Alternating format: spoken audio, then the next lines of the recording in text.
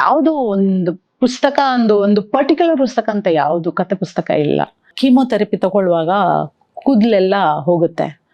ನನ್ನ ಹೆಸರು ದಯಾ ಅಂತ. ನನ್ನದು ಹಾಸ್ಪಿಟಲ್ ಜರ್ನಿ, ಓಕೆ, ನಾನು 4 ವರ್ಷ ಮಗು ಇರುವಾಗ ಆವಾಗದಿಂದ ಶುರುವಾಗಿದ್ದು. ಆವಾಗ for 1 month I was admitted to children's hospital ಬಾಂಬೆನಲ್ಲಿ. ನನಗೆ ಕಿಡ್ನಿ ಪ್ರಾಬ್ಲಮ್ ಇತ್ತು ಆವಾಗ. ಸೊ ದಿನಾಗಲೂ 4 ಇಂಜೆಕ್ಷನ್ ತಗೊಳ್ತಾ ಇದ್ದೆ. ಅಲ್ಲಿಂದ ಈ ಹಾಸ್ಪಿಟಲ್ ಜರ್ನಿ ಶುರು ಆಗಿದ್ದು ಇಲ್ಲಿ ತನಕ ಸ್ಟಾಪ್ ಆಗಲಿಲ್ಲ, ಇನ್ನು ನಡೀತಾನೇ ಇದೆ. ಸೊ ಅದಾದಮೇಲೆ ನಂದು ಕಾಲಿಂದು ಸರ್ಜರಿ ಆಯಿತು, ಮಂಡಿದು ಸರ್ಜರಿ ಆಯಿತು, ಅಪೆಂಡಿಕ್ಸ್ ಸರ್ಜರಿ ಆಯಿತು, ಬೆನ್ನು ಸರ್ಜರಿ ಆಯಿತು, ಬ್ರೆಸ್ಟ್ ಕ್ಯಾನ್ಸರ್ದು ಲಂಪೆಕ್ಟಮಿ ಸರ್ಜರಿ ಆಯಿತು. ಆಮೇಲೆ ಇಲ್ಲಿ ಒಂದು ಡರ್ಮಾಯ್ಡ್ ಸಿಸ್ಟ್ ಅಂತ ಇತ್ತು, ಅದನ್ನು ಡಾಕ್ಟರ್ ಶ್ರೀನಾಥ್ ಆಪ್ರೇಟ್ ಮಾಡಿದ್ರು. ಸೊ ಒಂಥರ ನನ್ನ ಹಾಸ್ಪಿಟಲ್ ಪೇಷಂಟ್, ಪ್ರೊಫೆಷ್ನಲ್ ಪೇಷಂಟ್ ಥರ ಆಗಿಬಿಟ್ಟೆ. ಹೋಗಿ ಬರೋದು ಇದೇ ನಂದು ಒಂಥರ ಲೈಫ್. ಮುಂದೆ ಹೋಗ್ತಾನೇ ಇದೆ, ಇನ್ನೂ ನಡೀತಾ ಇದೆ. ಯಾವಾಗ ಕಂಪ್ಲೀಟ್ ಆಗುತ್ತೋ ಯಾವಾಗ ಸ್ಟಾಪ್ ಆಗುತ್ತೋ ನನಗೆ ಗೊತ್ತಿಲ್ಲ. ಕ್ಯಾನ್ಸರ್ ನಂದು ಡಿಟೆಕ್ಟ್ ಆಗಿದ್ದು 2012 2012. ಆವಾಗ ನಾನು ನನ್ನ ಅತ್ತಿಗೆ, ಮೈ ಸಿಸ್ಟರ್ ಇನ್ ಲಾ, ಅವ್ರನ್ನ ಕರ್ಕೊಂಡು ಬಂದಿದ್ದೆ ಡಾಕ್ಟರ್ ಶ್ರೀನಾಥ್ ಹತ್ರ. ಅವರು ಬಾಂಬೆಯಲ್ಲಿ ಇದ್ದರು. ಅವ್ರಿಗೆ ಏನೋ ಒಂದು ಸ್ವಲ್ಪ ಪ್ರಾಬ್ಲಮ್ ಆಗಿತ್ತಂತ ನನಗೆ ಫೋನ್ ಮಾಡಿದರು. ನಾನು ಅವ್ರ ರಿಪೋರ್ಟ್ನ ನಾನು ಆ್ಯಕ್ಚುಲಿ ಡಾಕ್ಟರ್ ಶ್ರೀನಾಥ್ಗೆ ತೋರಿಸಿದ್ದೆ. ಅವ್ರು ಹೇಳಿದ್ರು ಏನೂ ಇಲ್ಲ, ಏನೂ ಪ್ರಾಬ್ಲಮ್ ಇಲ್ಲ, ಅವ್ರಿಗೆ ಏನು ಯೋಚನೆ ಮಾಡೋದು ಅಗತ್ಯ ಇಲ್ಲ, ನೆಕ್ಸ್ಟ್ ಟೈಮ್ ಬ್ಯಾಂಗ್ಳೂರ್ ಬಂದಿದ್ದಾಗ ನನ್ನ ಹತ್ರ ಕರ್ಕೊಂಡು ಬನ್ನಿ, ಆವಾಗ ನಾನು ಚೆಕ್ ಮಾಡ್ತೇನೆ. ಬಟ್ ನನ್ನ ಅತ್ತಿಗೆ ನೆಕ್ಸ್ಟ್ ಡೇನೇ ಟ್ರೈನ್ ಹಿಡ್ಕೊಂಡು ಸೀದಾ ಬ್ಯಾಂಗ್ಳೂರಿಗೆ ಬಂದುಬಿಟ್ರು. ಸೊ ನಾನು ಡಾಕ್ಟರ್ ಹತ್ರ ಕರ್ಕೊಂಡು ಬಂದಿದ್ದೆ. ಆವಾಗ ಡಾಕ್ಟರ್ ಶ್ರೀನಾಥ್ನ ನಾನು ಕೇಳಿದ್ದೆ, ನೋಡಿ ನನಗೆ ಹೆಲ್ತ್ ಚೆಕಪ್ ಬಗ್ಗೆ ಏನೂ ಗೊತ್ತಿಲ್ಲ, ಏನಾದರೂ ಮಾಡಬೇಕಾ ಅಂತ. ಆವಾಗ ಅವರು ನನಗೆ ಹೇಳಿದ್ರು, ಇಲ್ಲ ಮಾಡಲೇಬೇಕು ಅಂತ. ಸೊ ಆ ರೀತಿ ನನಗೆ ಗೊತ್ತಾಗಿದ್ದು. ಬಟ್ ಹೌದು, ಆ ನೋವೆಲ್ಲ ಇತ್ತಲ್ಲ, ಸೂಜಿಯಲ್ಲಿ ಚುಚ್ಚಿದ ಥರ ನೋವಿತ್ತಲ್ಲ, ಅದಕ್ಕೆ ನನಗೆ ಡೌಟ್ ಬಂದಿತ್ತು, ನನಗೆ ಏನೋ ಇರಬಹುದು ಅಂತ ಡೌಟ್ ಬಂದಿತ್ತು. ಸೊ ಚೆಕಪ್ ಮಾಡಿದ್ದಾಗ ಅದೆಲ್ಲ ಆಚೆ ಬಂದ್ಬಿಡ್ತು. ಗೊತ್ತಾಗಿದ ತಕ್ಷಣ ನನಗೆ ಭಯ ಇರಲಿಲ್ಲ. ನನಗೆ ಏನೋ ಇರಲಿ ನಾನು ಎದುರಿಸ್ಬೋದು, ಅದನ್ನ ಫೇಸ್ ಮಾಡಬಹುದು ಅಂತ ನನಗೆ ಆ ಧೈರ್ಯ ಇತ್ತು. ಸೊ ನನಗೆ ಅಂತೂ ಟೆನ್ಷನ್ ಆಗಿರಲಿಲ್ಲ. ಬಟ್ ಹೌದು, ಕ್ಯಾನ್ಸರ್ ಇದೆ, ಬಟ್ ಯಾವ ಥರದ್ದು ಕ್ಯಾನ್ಸರು, ಇದಕ್ಕೆ ಟ್ರೀಟ್ಮೆಂಟ್ ಯಾವ ಥರ ಇರುತ್ತೆ, ಅದು ಒಂದು ಸ್ವಲ್ಪ ಸಂಕೋಚ ಇತ್ತು. ಬಟ್ ಅದು ಬಿಟ್ಟರೆ ನನಗೆ ಟೆನ್ಷನ್ ಇರಲಿಲ್ಲ. ಟ್ರೀಟ್ಮೆಂಟ್ ಇದ್ದರೆ ಧಾರಾಳವಾಗಿ ಟ್ರೀಟ್ಮೆಂಟ್ ತೊಗೊಂಡ್ರೆ ವಾಸಿ ಆಗುತ್ತೆ ಅಂತ ಅದು ಧೈರ್ಯ ಇತ್ತು. ಸೊ ಅದಕ್ಕೆ ನನಗೆ ಏನು ಹೆದರಿಕೆ ಆಗಿರಲಿಲ್ಲ, ನೋ ಟೆನ್ಷನ್. ಆವಾಗ ನನಗೆ ಡಾಕ್ಟರ್ ಪರಿಚಯ ಇರಲಿಲ್ಲ. ನನಗೆ ಡಾಕ್ಟರ್ ಶ್ರೀನಾಥ್ ಥ್ರೂವೇ ನಾನು ಫಸ್ಟ್ ಟೈಮ್ ಮೀಟ್ ಮಾಡಿದ್ದು. ಸೊ ಅವ್ರು ನನಗೆ ಧೈರ್ಯ ಕೊಟ್ಟಿದ್ದರು. 8 ಕೀಮೋಥೆರಪಿ ಆಗಬೇಕು, 4 ಮೊದಲು ಕೀಮೋಥೆರಪಿ ಮಾಡಿ ರೇಡಿಯೇಷನ್ ಮಾಡಿ, ಆಮೇಲೆ ಲಾಸ್ಟಿಗೆ ಇನ್ನು 4 ನಾವು ಆ ಥರ ನಾವು ಆ ಸೀಕ್ವೆನ್ಸಲ್ಲಿ ಮಾಡೋಣ ಅಂತ. ಬಟ್ ಆಮೇಲೆ ಅದು ಏನು ಯೋಚನೆ ಬಂತೋ, ನೀನು 4 ಕೀಮೋಥೆರಪಿ ಫಸ್ಟ್ ಕ್ಲಾಸಾಗಿ ತೊಗೊಂಡಿದ್ಯಾ, ಏನು ಪ್ರಾಬ್ಲಮ್ ಇಲ್ಲದೆ ತೊಗೊಂಡಿದ್ಯಾ, ನಾವು ಇನ್ನು ಮಿಕ್ಕಿದ 4 ಫಿನಿಷ್ ಮಾಡಿಬಿಡೋಣ. ಸೊ ಆ ರೀತಿ ಒಂದೇ ಸಲ 8 ಕೀಮೋಥೆರಪಿ ನನಗೆ ಕೊಟ್ಬಿಟ್ರು. ಅದು ಆದ ನಂತರ ನನಗೆ ಮತ್ತೆ ರೇಡಿಯೇಷನ್ ಕೊಟ್ಬಿಟ್ರು. ಸೊ ನನಗೆ ಕೀಮೋಥೆರಪಿ ಹೌದು ತಗೊಂಡಿದ್ದಾಗ ಫಸ್ಟ್ ಒಂದು 2-3 ದಿವಸ ತುಂಬ ಕಷ್ಟ ಆಗ್ತಿತ್ತು. ಅದು ವಾಂತಿ ಥರ ಬರೋ ಥರ, ವೀಕ್ನೆಸ್ಸು, ಏನು ಮಾಡೋಕ್ಕೆ ಆಗಲ್ಲ. ಸೊ 3-4 ದಿವಸ ಮಲಗ್ತಾ ಇದ್ದೆ ಅಷ್ಟೇ. ಆಮೇಲೆ ಒಂದು ಸ್ವಲ್ಪ ಬಾಡಿಗೆ ಅಡ್ಜಸ್ಟ್ ಆಗಿ ಆಮೇಲೆ ನನಗೆ ಒಂದು ಸ್ವಲ್ಪ 5th 6th 7th 8th chemotherapy ನಾನು ತಗೊಳ್ಳುವಾಗ ನನ್ನ ಬಾಡಿಗೆ ಅಡ್ಜಸ್ಟ್ ಆಗಿತ್ತು. ಸೊ ಅಷ್ಟು ನನಗೆ ಪ್ರಾಬ್ಲಮ್ ಆಮೇಲೆ ಆಗಿರಲಿಲ್ಲ. ಬಟ್ ಆ ಟೈಮಲ್ಲಿ ನೀವು ಇದು ಮರೆಯೋದಕ್ಕೆ ಏನಾದರೂ ಮಾಡ್ತಿದ್ದೆ? ರೀಡಿಂಗು, ಯೋಗ? ಬರೀ ರೀಡಿಂಗ್ ಮಾಡ್ತಿದ್ದೆ. ನನಗೆ ಮೆಡಿಟೇಷನ್ ಎಲ್ಲ ನನಗೆ ಧೈರ್ಯ ಇಲ್ಲ. ನಾನು ಸ್ವಲ್ಪ ಆ ಥರ ನೋಡಿದರೆ ದೇವಸ್ಥಾನಕ್ಕೆ ಹೋಗೋದು ಅದೆಲ್ಲ ನನಗೆ ಅಭ್ಯಾಸ ಇರಲಿಲ್ಲ. ನನಗೆ ಮನೆಯಲ್ಲಿ ನಾವು ಪೂಜೆ ಮಾಡಿದರೆ ದೇವರು ಒಳಗೆ ಇರ್ತಾರೆ, ನಮ್ಮಲ್ಲೇ ಇರ್ತಾರೆ ಅಂತ ಆ ಧೈರ್ಯ. ಸೊ ನನಗೆ ಅದಕ್ಕೋಸ್ಕರ ನಾನು ದೇವಸ್ಥಾನಕ್ಕೆ ಹೋಗಿ ಪೂಜೆ ಮಾಡೋದು, ಇದು ಪುನಸ್ಕಾರ ಅದೆಲ್ಲ ಯಾವುದು ನಾನು ಮಾಡ್ತಾ ಇರಲಿಲ್ಲ. ಬಟ್ ಹೌದು, ನನಗೆ ಒಂದು ಚಟ ಅಂದರೆ ಓದೋದು. ನಾನು ನಾವೆಲ್ಸ್ ತುಂಬ ಓದ್ತಿದ್ದೆ. ನಮ್ಮ ಮನೆಯಲ್ಲಿ ಒಂದು ದೊಡ್ಡದಾಗಿ ನಾನು ಲೈಬ್ರರಿನೂ ಮಾಡಿಸಿದ್ದೆ. ಒಂದು ಅಟ್ಲೀಸ್ಟ್ ಒಂದು 100-200 ಪುಸ್ತಕ ಇರ್ಬೋದು ನನ್ನ ಹತ್ರ. ಸೊ ಬಟ್ ಅದರಲ್ಲೂ ಫಿಲಾಸಫಿ ಇಲ್ಲ, ಬರೀ ಫಿಕ್ಷನ್ ಓದ್ತಾ ಇದ್ದೆ ನಾನು. ನನಗೆ ಅದು ತುಂಬ ಇಷ್ಟ, ಇವಾಗಲೂ ನಾನು ಓದ್ತಾ ಇದ್ದೇನೆ. So what is the current book you are reading? Romance. What was the book that you were reading when you were diagnosed? I used to read Alistair MacLean ಓದ್ತಿದ್ದೆ, Jack Higgins, Ian Bath, sorry what is that,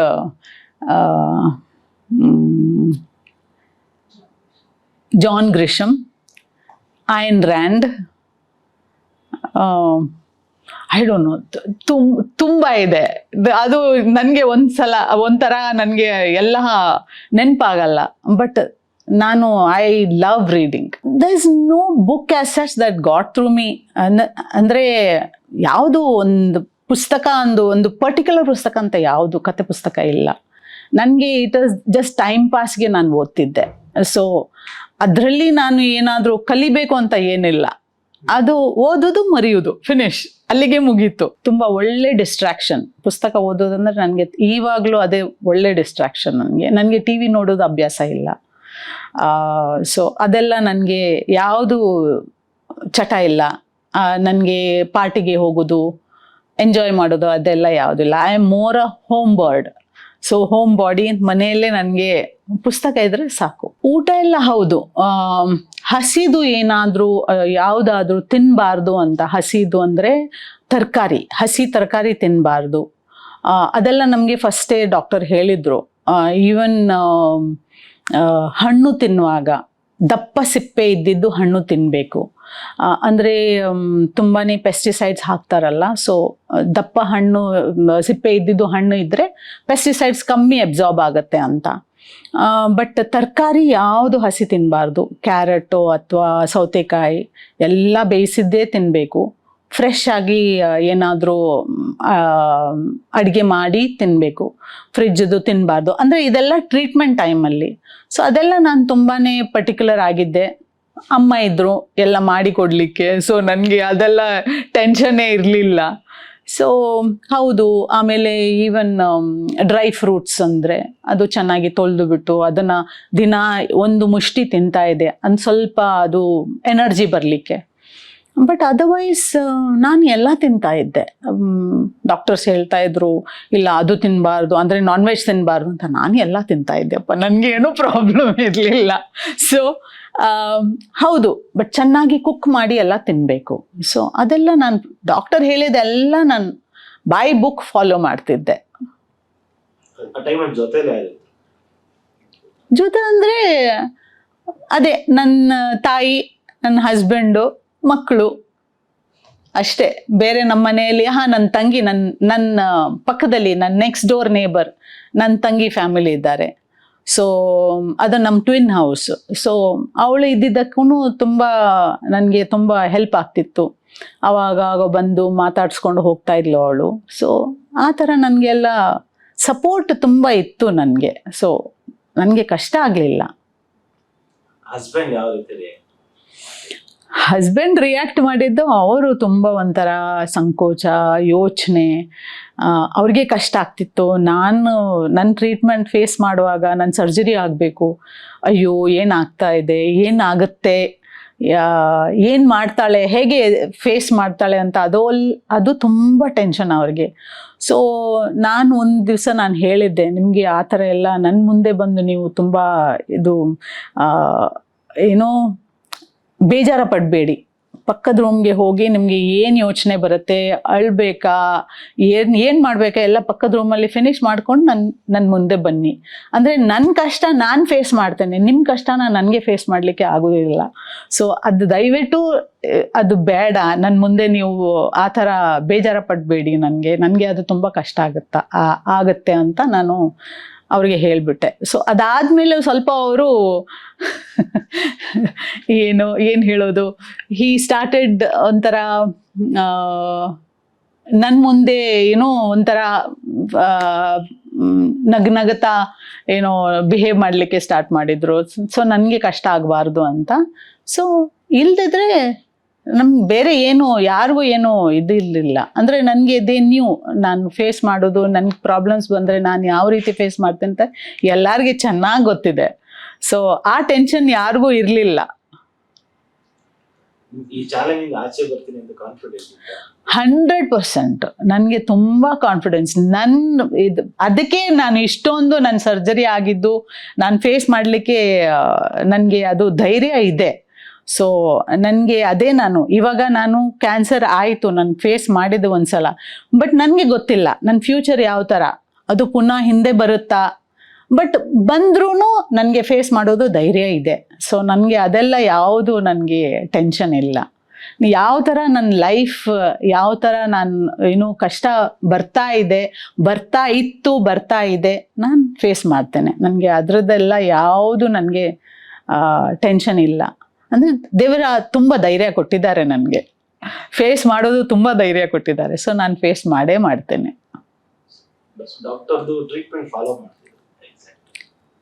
ಇವಾಗಲೂ ನಾನು follow ಅಪ್ಗೆ ಖಂಡಿತ ನಾನು ಪ್ರತಿ ಜಾನ್ವರಿಗೆ ಪ್ರತಿ ವರ್ಷ ಎಲ್ಲ ನಾನು ಯಾವುದು ನನಗೆ ಟ್ರೀಟ್ಮೆಂಟ್, ಯಾವುದು ಟೆಸ್ಟ್ ಇನ್ವೆಸ್ಟಿಗೇಷನ್ಸ್ ಮಾಡಬೇಕು ಎಲ್ಲ ಮಾಡ್ತೇನೆ. ಸೊ ಬ್ಲಡ್ ಟೆಸ್ಟ್ ಯಾವುದು ನಾನು ಮಾಡಬೇಕು, ಪೆಟ್ ಸ್ಕ್ಯಾನ್ ಪ್ರತಿ ಜಾನ್ವರಿ ನಾನು ಒಂದು ಪೆಟ್ ಸ್ಕ್ಯಾನ್ ಮಾಡ್ತೇನೆ. ಸೊ ಅದರಲ್ಲಿ ಏನು ಒಂದು ವೇಳೆ ಏನಾದರೂ ಕಂಡು ಬಂದರೆ ಟ್ರೀಟ್ಮೆಂಟ್ ಈಸ್ ಈಸಿ. ಅಂದರೆ ಕಷ್ಟ ಇಲ್ಲ, ಅಂದರೆ it won't be too late. So ಅದಕ್ಕೆ I have been very particular. Follow ಅಪ್ಗೆ ನಾನು ಖಂಡಿತ I will advise other people also, get a master checkup done every year. ಪ್ರತಿ ವರ್ಷ ನೀವು ಮಾಸ್ಟರ್ ಚೆಕಪ್ ಮಾಡಲೇಬೇಕು. ಅಂದರೆ ಅದರಲ್ಲಿ ನಿಮಗೆ ಏನಾದರೂ ಇದ್ದರೆ ಅದನ್ನು ಟ್ರೀಟ್ ಮಾಡೋದು ಆವಾಗ ಚಾನ್ಸಸ್ ತುಂಬ ಈಸಿ.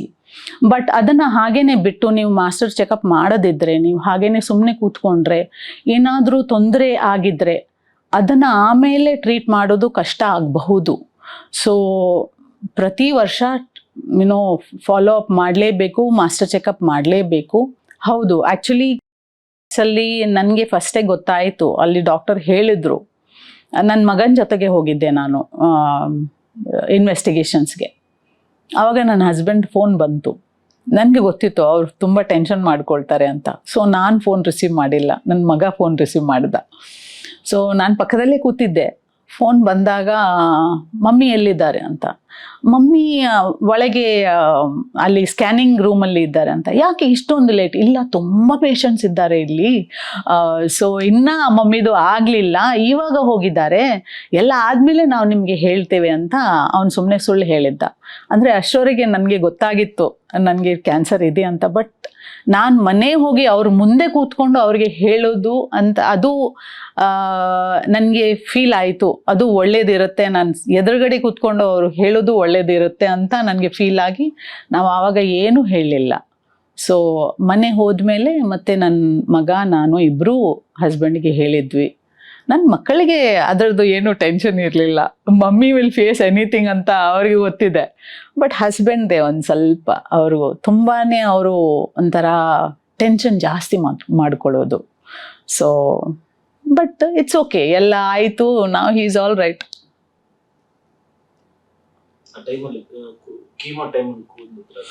ಹೌದು, ಹಾಂ, ಅದು ಒಂದು ನಾನು ಹೇಳಬೇಕು.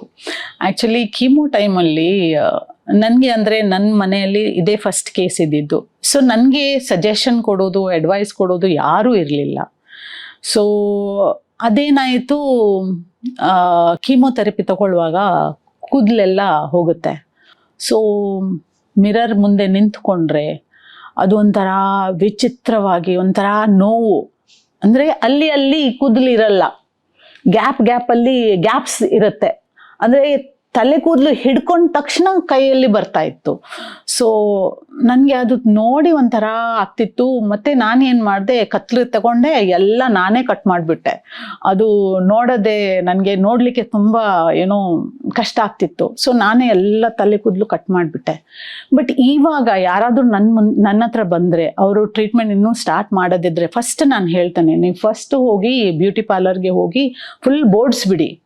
ಅಂದರೆ ನಿಮಗೆ ಆ ಏನೋ ಮೆಂಟಲ್ ಟೆನ್ಷನ್ ಇರಲ್ಲ. ನೀವು ಕನ್ನಡಿ ಮುಂದೆ ನಿಂತ್ಕೊಳ್ಳುವಾಗ ಅದು ನೋಡಿದರೆ ಒಂಥರ ಬೇಜಾರಾಗತ್ತೆ, ತುಂಬ ಕಷ್ಟ ಆಗುತ್ತೆ, ಒಂಥರ ನೋವಾಗತ್ತೆ. ಸೊ ಅದೆಲ್ಲ ಯಾವುದು ನೀವು ಮಾಡಿಬಿಡಿ, ಫಸ್ಟ್ ಹೋಗಿ ನೀವು ಬೋಡ್ಸ್ಬಿಡಿ. ಸೊ ಆ ಕಷ್ಟನೇ ಇರಲ್ಲ ನಿಮಗೆ. ಮತ್ತು ತಲೆ ಕೂದಲು ಹಿಂದೆ ಬರುವಾಗ ತುಂಬ ಚೆನ್ನಾಗಿ ಬರುತ್ತೆ ಅದು. ಸೊ ನಾನು ಅವ್ರಿಗೆ ಯೂಶ್ವಲಿ ತೋರಿಸುತ್ತೇನೆ ನಾನು, ಇಲ್ಲಿ ನೋಡಿ ನನಗೆ ಗ್ಯಾಪ್ಸ್ ಇದೆ, ಇಲ್ಲಿ ಗ್ಯಾಪ್ಸ್ ಇದೆ, ಆ ಥರ ನಿಮಗೆ ಆಗಲ್ಲ. ಸೊ ಆ ಥರ ಯಾರಾದರೂ ಅಡ್ವೈಸ್ ಮಾಡಲಿಕ್ಕೆ ಇದ್ದರೆ ಅದು ಒಳ್ಳೆಯದಾಗತ್ತೆ. ಬಟ್ ಹೌದು, ಆಮೇಲೆ ನಾನು ಏನು ಮಾಡಿದೆ, ಯಾರೋ ನನಗೆ ಸಜೆಷನ್ ಕೊಟ್ಟಿದ್ರು, ಒಬ್ಬರು ವಿಗ್ ಮೇಕರ್ ಇದ್ದರು. ಅವರು ಫಿಲ್ಮ್ ಇಂಡಸ್ಟ್ರೀಸ್ಗೆಲ್ಲ ವಿಗ್ಸ್ ಮಾಡ್ತಾಯಿದ್ರು. ಸೊ ಅವ್ರಿಗೆ ನಾನು ಕಾಂಟ್ಯಾಕ್ಟ್ ಮಾಡಿ, ಅವ್ರು ನಮ್ಮ ಮನೆಗೆ ಬಂದು ನನ್ನ ಹಳೆ ಫೋಟೋ ತಗೊಂಡು ಅದು ನೋಡಿ ನನ್ನ ಹೇರ್ ಸ್ಟೈಲ್ ಯಾವ ರೀತಿ ಇರುತ್ತೆ ಅಂತ ಹೇರ್ ಸ್ಟೈಲ್ ನೋಡಿ ನನಗೆ ಒಂದು ವಿಗ್ ಮಾಡಿ ಕೊಟ್ಟರು. ಆಮೇಲೆ ಆ್ಯಕ್ಚುಲಿ ನಾನು ಹಾಕ್ಕೊಂಡು ಬರ್ತಾ ಇದ್ದೆ ಹಾಸ್ಪಿಟಲ್ಗೆ. ಸೇಮ್ ಟೈಮ್, ಅದೇ ಟೈಮಲ್ಲಿ ನನ್ನ colleague, Punjab national bank colleague, ಅವರು ಕ್ಯಾನ್ಸರ್ ಟ್ರೀಟ್ಮೆಂಟ್ಗೆ ಬರ್ತಾಯಿದ್ರು. ಅವ್ರಿಗೆ ಗೊತ್ತೇ ಇರಲಿಲ್ಲ, ಒಂದು 2 ವರ್ಷದ ಹಿಂದೆನೇ ಅವ್ರಿಗೆ ಗೊತ್ತಾಯಿತು ನನಗೆ ಕ್ಯಾನ್ಸರ್ ಆಗಿತ್ತು ಅಂತ. ಅಂದರೆ ನಾನು ವಿಗ್ ಹಾಕೊಂಡು ಬರ್ತಾ ಇದ್ದೆ, ನನ್ನನ್ನು ಪ್ರತಿ ಸಲ ನೋಡ್ತಾ ಇದ್ರು, ಓ ಇವರು ಸ್ಟಾಫೇ ಅಲ್ಲ ಅಂತ. ಅವರು ಒಂಥರ ನನ್ನನ್ನು ನೋಡಿ ಮಾತಾಡ್ಸ್ಕೊಂಡು ಹೋಗ್ತಾ ಇದ್ರು. ಓನ್ಲಿ ಒಂದು 2-3 ವರ್ಷದ ಹಿಂದೆನೇ ಅವ್ರಿಗೆ ಗೊತ್ತಾಯಿತು ಇವ್ರಿಗೆ ಕ್ಯಾನ್ಸರ್ ಆಗಿತ್ತು ಅಂತ. ಸೊ ಆ ರೀತಿ ಅದು ಒಂಥರ ಧೈರ್ಯ ಬರುತ್ತೆ. ವಿಗ್ ಹಾಕೊಂಡ್ರೆ you feel you are normal. So ಅದಕ್ಕೆ ಯು ಹ್ಯಾವ್ ಟು ಸ್ಪೆಂಡ್, ಒಂದು ಸ್ವಲ್ಪ ಹಣ ಖರ್ಚಾಗುತ್ತೆ, but I think it is worth it. ಒಂದು ವಿಗ್ ಹಾಕೊಳ್ಳೋದು ಟ್ರೀಟ್ಮೆಂಟ್ ಟೈಮಲ್ಲಿ it is worth it. So ನನ್ನ ಟ್ರೀಟ್ಮೆಂಟ್ ಆದಮೇಲೆ, ಕಂಪ್ಲೀಟ್ ಆದಮೇಲೆ ನನಗೆ ಒಂಥರ ಫೀಲ್ ಆಯಿತು ಕಿ ನಾವು ತುಂಬ ಮುಂದೆ ಯೋಚನೆ ಮಾಡಬಾರ್ದು, ಮುಂದೆದು ಯೋಚನೆ ಮಾಡಬಾರ್ದು. Live by each day, live each day at the fullest. ಅಂದರೆ ನಮಗೆ ಗೊತ್ತಿಲ್ಲ ನಮ್ಮ ಲೈಫ್ ಎಷ್ಟು ಉದ್ದ ಇದೆ ಅಥವಾ ಎಷ್ಟು ನಮಗೆ ಲೈಫ್ ಬಾಕಿ ಇದೆ ಅಂತ ನಮಗೆ ಗೊತ್ತಿರಲ್ಲ. ಸೊ ಅದೇ ನಾನು ಹೇಳಿದೆಲ್ಲ. So live each day at a time, don't look into the future. ಇನ್ನು ಫ್ಯೂಚರ್ದು ನಾವು ಇವಾಗ ಯೋಚನೆ ಮಾಡಬಾರ್ದು ಅಂತ. ಸೊ ನಾವು ಇದು ಮಾಡಬೇಕು, ಅದು ಮಾಡಬೇಕು ಅಂತ, ಬಿಕಾಸ್ ನಮಗೆ ಗೊತ್ತಿಲ್ಲ. ನಾವು ಆ್ಯಸ್ ಕ್ಯಾನ್ಸರ್ ಸರ್ವೈವರ್ಸ್ ನಮಗೆ ಗೊತ್ತಿಲ್ಲ ನಮಗೆ ಎಷ್ಟು ಫ್ಯೂಚರ್ ಬಾಕಿ ಇದೆ ಅಂತ ನಮಗೆ ಗೊತ್ತಿರಲ್ಲ. So make the most. ನಿಮಗೆ ಎಷ್ಟು ಒಂದು ದಿವಸದಲ್ಲಿ ನಮಗೆ ಎಷ್ಟು ಮಾಡಲಿಕ್ಕೆ ಆಗುತ್ತೆ ಮಾಡಬೇಕು ನಾವು. ಸೊ ಅದು ನಾನು ನನ್ನ ಟ್ರೀಟ್ಮೆಂಟ್ ಆದಮೇಲೆ ಕಲ್ತ್ಕೊಂಡೆ. ಸೊ ನಾನು ಫ್ಯೂಚರ್ದು ನಾನು ಇವಾಗ ಯೋಚನೆ ಮಾಡೋದೇ ಬಿಟ್ಬಿಟ್ಟಿದ್ದೇನೆ. ಸೊ ನಾಳೆ ಏನಾಗಬೇಕು, ನಾಳೆ ಯಾವ ರೀತಿ ಇರಬೇಕು ಬೇಡ, ಇವತ್ತೇ ನಾವು ನೋಡ್ಕೋಬೇಕು ಅಂತ ಅದು ನನ್ನ ಫೀಲಿಂಗು. ಆಮೇಲೆ ನಾನಿವಾಗ ಒಂಥರ ಹೆಲ್ತ್ ಬಗ್ಗೆ, ಅಂದರೆ ನನಗೆ ಡಾಕ್ಟರ್ಸ್ ಹೇಳಿದರು ಜಾಸ್ತಿ ವೆಯ್ಟ್ ಪುಟ್ ಆನ್ ಮಾಡಬಾರ್ದು, ವೆಯ್ಟ್ ಹಾಕ್ಕೊಂಡ್ರೆ ರೆಕರೆನ್ಸ್ ಚಾನ್ಸಸ್ ತುಂಬ ಜಾಸ್ತಿ ಇದೆ ಅಂತ. ಸೊ ಅದಕ್ಕೋಸ್ಕರ ಇವಾಗ ನಾನು ದಿನ ಬೆಳಗ್ಗೆ ನಾನು ಎದ್ದುಬಿಟ್ಟು ಒಂದು 45 ನಿಮಿಷ ನಾನು ಎಕ್ಸಸೈಸ್ ಎಲ್ಲ ಮಾಡ್ತೇನೆ. ಸೊ ಅಂದರೆ ನನಗೆ ಬ್ಯಾಕ್ ಸರ್ಜರಿ ಆಗಿದೆ. ಸೊ ನಾನು ಜಾಸ್ತಿ ಯೋಗ ಮಾಡಲಿಕ್ಕೆ ಆಗೋದಿಲ್ಲ. ಸೊ ನಾನು ವಾಕಿಂಗ್ ಎಕ್ಸಸೈಸ್ ಅಂತ ಅದು ಮಾಡ್ತೇನೆ. ಸೊ ಒಂದು 45 ನಿಮಿಷ ಅದು ಮಾಡ್ತೇನೆ. ಆಮೇಲೆ ನನ್ನ ಡಯಟ್ ಬಗ್ಗೆನೂ ನಾನು ತುಂಬ ಕೇರ್ಫುಲ್ ಆಗಿದ್ದೇನೆ. ಸೊ ವೆಯ್ಟ್ ಹಾಕ್ಕೋಬಾರ್ದು ಅಂತ ನಾನು ಈವನ್ ಸ್ವೀಟ್ಸ್ ಎಲ್ಲ, ಸಿಹಿ ತಿನ್ನೋದೆಲ್ಲ ಕಟ್ ಡೌನ್ ಮಾಡಿದ್ದೇನೆ. ಆಮೇಲೆ ಊಟ ಆದಮೇಲೆ, ರಾತ್ರಿ ಹೊತ್ತು ಊಟ ಆದಮೇಲೆ ನಾನು ಒಂದು 15-20 ನಿಮಿಷ ಪುನಃ ವಾಕಿಂಗ್ ಮಾಡ್ತೇನೆ. ಸೊ ಪ್ರತಿ ದಿವಸ ಅಟ್ಲೀಸ್ಟ್ 1 ಅವರ್ ನನ್ನ ಹೆಲ್ತ್ಗೋಸ್ಕರ ನಾನು ಶ್ರಮ ಪಡ್ತೇನೆ. So I don't want to be a burden again on anybody. ಅಂದರೆ ನನಗೇನು ಗೊತ್ತಾ, ನಾನು ಬೇರೆಯವ್ರನ್ನ ನಾನು ನೋಡ್ಕೋಬೇಕು. I don't like people taking care of me. I want to take care of people. So ಅದೇ ನನ್ನ ಒಂಥರ ಗೋಲ್ ಅಥವಾ ವಾಟ್ ಎವರ್ ಯು ಸೇ, ಅದು ಮುಂಚೆಯಿಂದ ಅಭ್ಯಾಸ. ಸೊ ಈವನ್ ವೆನ್ ನನಗೆ ಸರ್ಜರಿ ಆಗಿದ್ದಾಗ ಎಲ್ಲ ನನ್ನ ಮಗ ನನಗೆ ಹೆಲ್ಪ್ ಮಾಡ್ತಿದ್ದ. ಆವಾಗ ನಾನು ತುಂಬ I use to feel very upset. ಅಯ್ಯೋ ಚಿಕ್ಕ ಹುಡುಗ ಇವನು ನನ್ನನ್ನು ನೋಡ್ಕೋಬೇಕು, ಬೇಡ ಇದು ಆಗೋದು ಇದು ನನಗೆ ನೋಡಲಿಕ್ಕೆ ಕಷ್ಟ ಆಗತ್ತೆ. ಸೊ ನಾನು ಇಷ್ಟವರೆಗೆ ನಾನು ನೋಡ್ಕೊಂಡಿದ್ದೇನೆ ನನ್ನ ಮಕ್ಕಳನ್ನ, ಹಸ್ಬೆಂಡ್ನ, ಅದನ್ನು ನಾನು ಕಂಟಿನ್ಯೂ ಅದೇ ಮಾಡಬೇಕು. ಬಟ್ ನನ್ನನ್ನು ಯಾರಾದರೂ ನೋಡಿಕೊಂಡ್ರೆ ನನಗೆ ಒಂಥರ ಕಷ್ಟ ಆಗತ್ತೆ. I don't like people taking care of me. So ಅದಕ್ಕೋಸ್ಕರ ನಾನು I have to be strong, I have to be healthy ಅಂತ ನಾನು ಇವಾಗ ನನ್ನ ಡಯಟ್, ನನ್ನ ಎಕ್ಸಸೈಸ್ ಅದೆಲ್ಲ ನಾನು ಮಾಡ್ತೇನೆ. ಪ್ಲಸ್ ಐ ವುಡ್ ಅಡ್ವೈಸ್ ಯಾರಾದರೂ ಇವಾಗ ಟ್ರೀಟ್ಮೆಂಟ್ಗೆ ಬಂದಾಗ ಅವರಿಗೆ you have to be mentally strong. ಅಂದರೆ ತುಂಬ ಯೋಚನೆ ಮಾಡಬಾರ್ದು. ಕಾಯಿಲೆ ಬಂದಿದೆ, ಅದನ್ನು ಎದುರಿಸ್ಬೇಕು. ಅದು ಯಾವ ಥರ ಫೇಸ್ ಮಾಡಬೇಕು ಅದು ಡಾಕ್ಟರ್ಸ್ ಹೇಳ್ತಾರೆ. ಅಂದರೆ ನಿಮಗೆ ಟ್ರೀಟ್ಮೆಂಟ್ ಪೂರ್ತಿ ತಗೋಬೇಕು. ಟ್ರೀಟ್ಮೆಂಟ್ ತಗೊಳ್ಳುವಾಗ ನೀವು if you believe in God, then ಹೌದು ಮೆಡಿಟೇಷನ್ ಎಲ್ಲ ಮಾಡೋದು ಅದೆಲ್ಲ ನೀವು ಮಾಡಿ, ಅಥವಾ ನೀವು ಪೂಜಾ ಪುನಸ್ಕಾರ ನೀವು ಮಾಡ್ತೀರಾ, ನಿಮ್ಮ ಮೇಲೆ ಬಿಟ್ಟಿದ್ದದು. ಸೊ ನಿಮಗೆ ಯಾವುದು ಕಂಫರ್ಟೇಬಲ್ ಆಗುತ್ತೆ, ಯಾವುದರಲ್ಲಿ ನಿಮಗೆ ಧೈರ್ಯ ಜಾಸ್ತಿ ಸಿಗುತ್ತೆ ಅದನ್ನು ನೀವು ಮಾಡಿ. ಸೊ ಮತ್ತು ಇದೆಲ್ಲ ವಾಟ್ ಎವರ್ ಡಯಟ್ ಬಗ್ಗೆ ಎಲ್ಲ ನಾನು ಅವ್ರಿಗೆ ಅಡ್ವೈಸ್ ಮಾಡ್ತೇನೆ. ಯಾರಾದರೂ ನನ್ನ ಹತ್ರ ಬಂದರೆ ಡಯಟ್ ಬಗ್ಗೆ, ಟ್ರೀಟ್ಮೆಂಟ್ ಬಗ್ಗೆ, ಮತ್ತು ಅದನ್ನು ನಾನು ಯಾವ ಥರ ನಾನು ಫೇಸ್ ಮಾಡಿದ್ದೇನೆ ಅದು ನಾನು ಅವ್ರಿಗೆ ಹೇಳ್ತೇನೆ. ಸೊ ಅವ್ರಿಗೂ ಸ್ವಲ್ಪ ಧೈರ್ಯ ಬರುತ್ತೆ. ಓಕೆ, ಈ ಮೇಡಮ್ ಫೇಸ್ ಮಾಡಿದ್ದಾರೆ, ಅವ್ರ ಟ್ರೀಟ್ಮೆಂಟ್ ಮುಗೀತು. ನಾನು ಅವ್ರಿಗೆ ಹೇಳ್ತೇನೆ, ನಾನಿವಾಗ ನಿಮಗೆ ನಾನು ಸಹಾಯ ಮಾಡ್ತೇನೆ, ನಾಳೆ ನೀವು ನನ್ನ ಸೀಟಲ್ಲಿ ಕೂತ್ಕೊಂಡು ನೀವು ಬೇರೆಯವ್ರಿಗೆ ನೀವು ಹೆಲ್ಪ್ ಮಾಡಬೇಕು. ಕಷ್ಟ ಆಗುತ್ತೆ, ಬಟ್ ನೀವು ಫೇಸ್ ಮಾಡಬೇಕು. ಆವಾಗೆಲ್ಲ ನೀವು ಕರೆಕ್ಟಾಗಿ ನೀವು ರಿಕವರ್ ಆಗ್ತೀರಾ ಅಂತ ನಾನು. ಬಟ್ ಹೌದು, ಈ ಟ್ರೀಟ್ಮೆಂಟ್ ಫೇಸ್ ಮಾಡೋದಕ್ಕೆ you have to be mentally strong. ಅಂದರೆ ಕ್ಯಾನ್ಸರ್ ಬಗ್ಗೆ ಜಾಸ್ತಿ ಮಾಹಿತಿ ಜನಗಳಿಗೆ ಇಲ್ಲ. ಅಂದರೆ people are not aware much about cancer. So ಇವಾಗ ನಾವು ಅವೇರ್ನೆಸ್ ನಾವು ಸ್ಪ್ರೆಡ್ ಮಾಡಬೇಕು. ಬಟ್ ಯಾವ ರೀತಿ?